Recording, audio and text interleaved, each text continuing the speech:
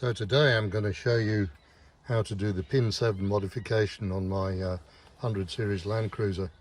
It's the Landcruiser is very good. You've got difflock control when you're in high range, so you can turn on or off difflock. Now the problem is when you go into low range, difflock comes on automatically whether you like it or not.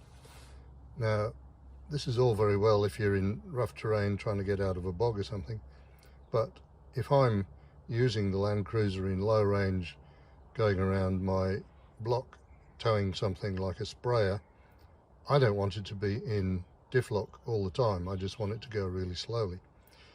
So what I'm going to do is take the glove box off, find the little CPU computer behind it, and then get in behind this thing here, and find the plug where I can take pin number 7 out and put a heat shrink cover on it.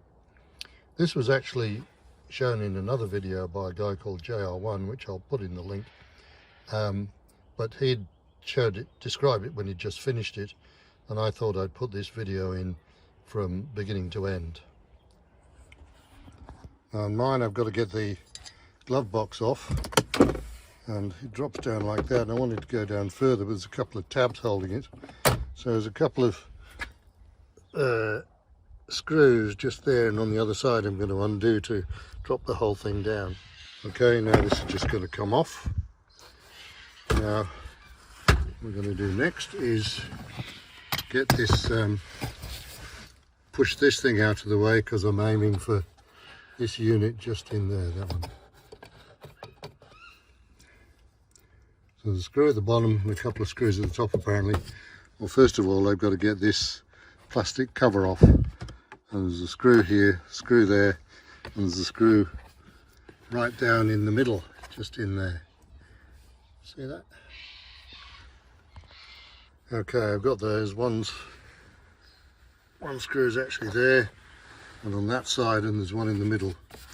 So this plastic doing should just come off now.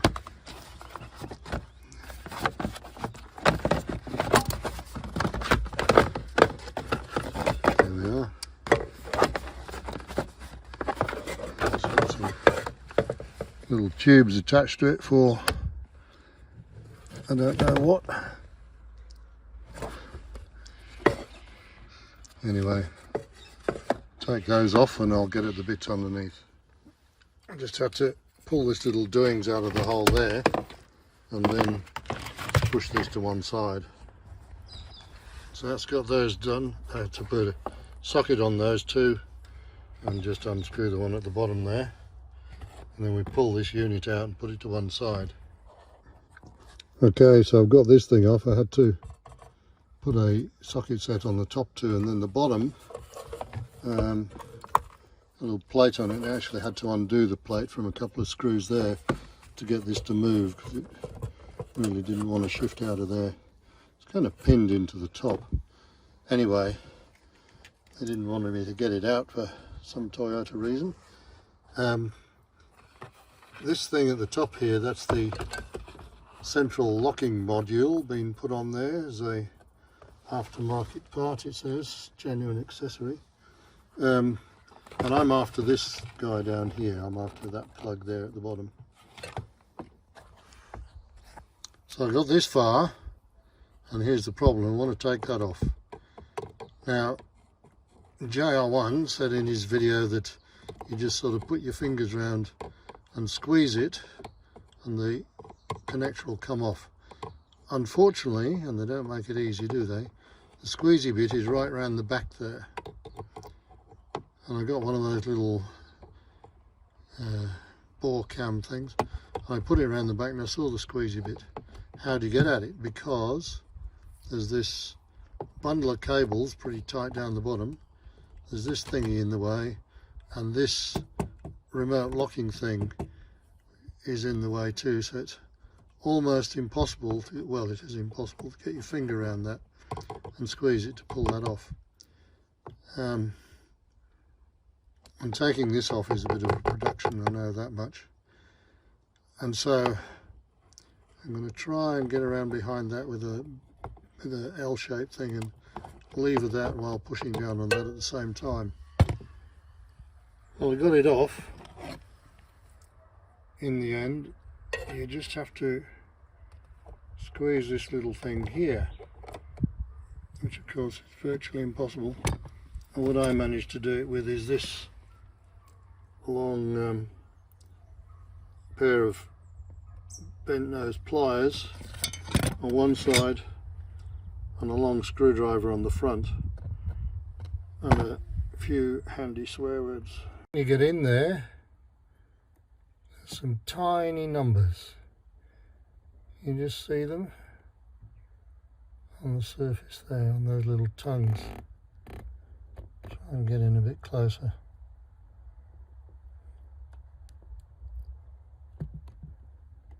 There you go. There's number 7. 5 from the top, 5, 6, 7, 8, 9, and 0. I suppose they mean 10.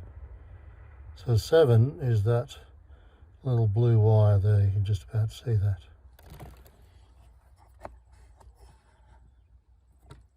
Here's the switch. Took me ages to figure this out. What you do is you get a little, I use a dental pick for these things.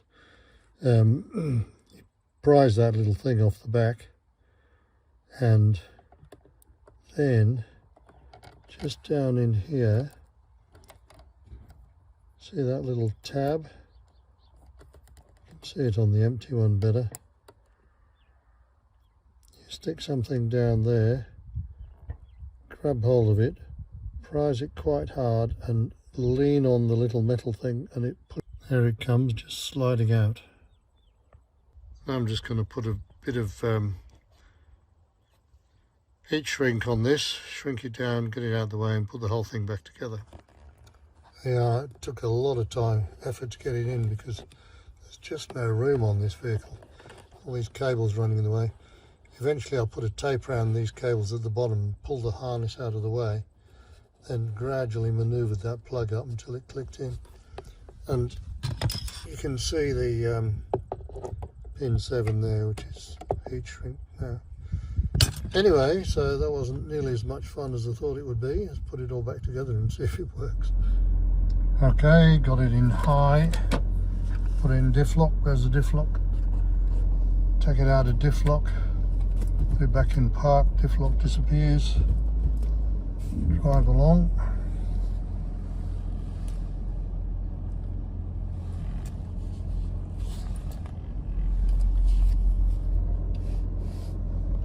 Okay, put it in neutral, put it in low. There we go. Drive along. Wheels easy.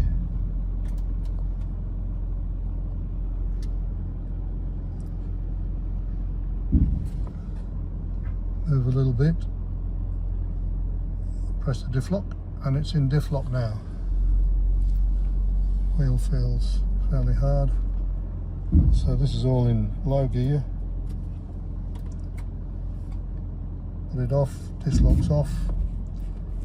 Right, low gear, difflock's on, difflock's off. Very good. So now we've got difflock, the choice of difflock in low gear, which is just what I wanted. So there we are, all back together again and working. And I got what I want, a selectable difflock in low gears. The whole thing took me about 1.5 to 2 hours, I suppose, including internet searches. And essentially it was really very simple. Pull a pin out of a connector and heat shrink it, put it all back together again. But really the whole problem was access. It's just, getting in there is easy. Which is very, very hard to work my way around all the cables because there was extra bits in compared with the other video, and it was just awkward to do. Normally I hate doing dashboard electronics anyway, and It doesn't change my mind at all. But why Toyota decided in the first place to have a fixed diff lock in low gear is beyond me. I don't think, none of my other four-wheel drives have had that. And I mean, why do it? You just have diff lock, and if you want diff lock, you put it in diff lock. Why fix it for second gear? Anyway, there you go. Hope it's helped somebody else if they want to have a go.